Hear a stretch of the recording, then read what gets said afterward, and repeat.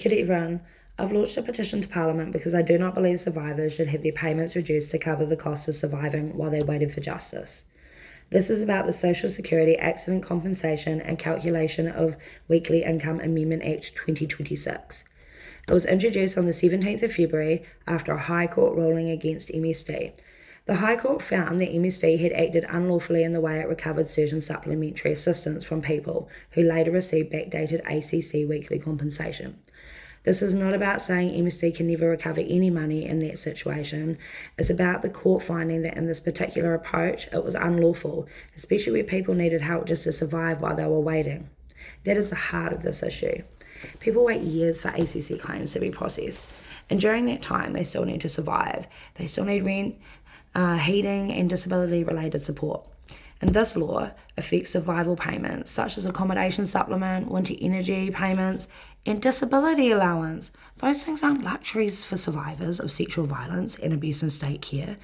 That hits really hard because many people have already waited years or even decades for accountability, recognition, and some form of justice.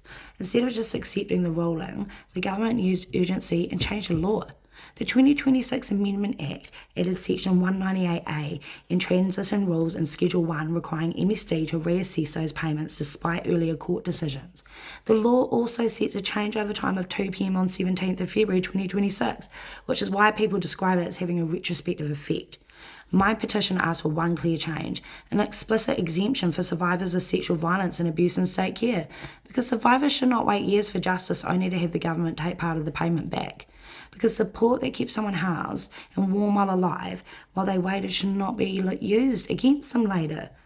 The cost of surviving should not be taken back from survivors at the end of this process. Survivors should not finally be acknowledged and then be handed another financial blow. Survivors should not be financially penalised for the slowness of the system. The petition link is in the comments. Please sign it and share it. It closes on September the 1st. My MP has offered to present it to Parliament. My email will be there and all my details if you need to get in touch. We cannot balance the books on the backs of survivors.